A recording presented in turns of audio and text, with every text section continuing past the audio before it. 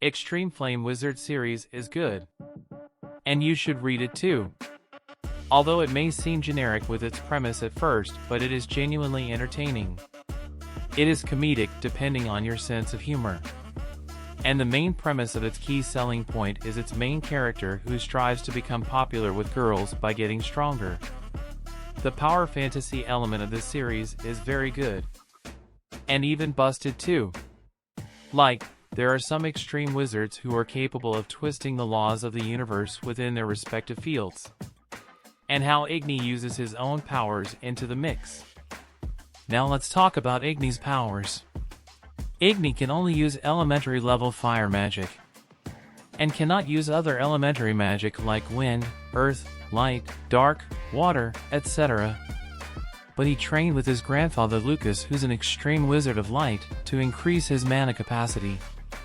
And after enrolling in the Magic Academy, his journey to become a popular character begins by overcoming many hurdles that comes in his way. Igni can use several magic spells by making use of the only fireball magic he can use.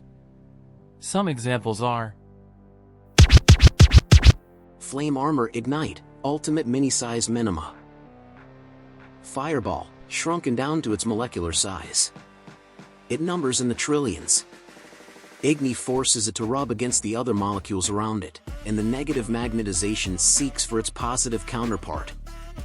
This is the law of nature. Thus, the resulting effect is a lightning strike.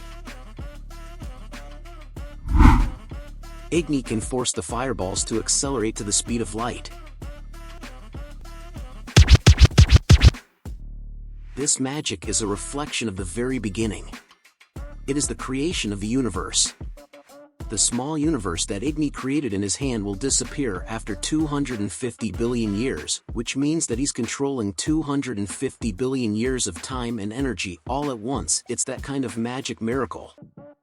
Simply put, this is Igni's world. He can do as he pleases with time and space.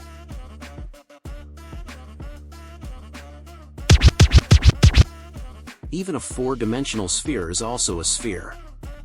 Thus, Igni created a fireball which is a four-dimensional sphere. This is Igni's second miracle of magic that he is able to invoke. He created a four-dimensional fireball, and with his miracle of magic, downgrades it to a three-dimensional shape. When you drop a higher dimension object to a lower dimension, it then becomes something that contains infinity. It was the same as when Abyss, who's an antagonist, used his magic miracle to drop a three-dimensional space into two dimensions and created an infinitely wide surface.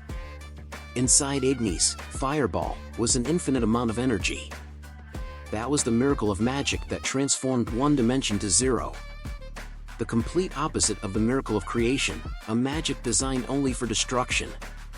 It was named the miracle of the next dimension. Likewise, there is an extreme of light, Lucas, who can travel at the speed of light. An extreme of life who can reset their life.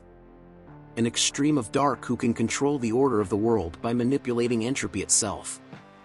An extreme of water who can absorb anything, thus making every attack ineffective. There are other characters who can do quasi-miracle magic too.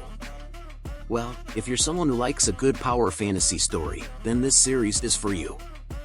If you don't like to read the novel, then one can only wait for an anime adaptation, who knows when. Although, this series deserves an anime adaptation just like another series which is clearing a sky with a Zero Believers goddess, which is also seems generic at first. But after some chapters, it becomes good.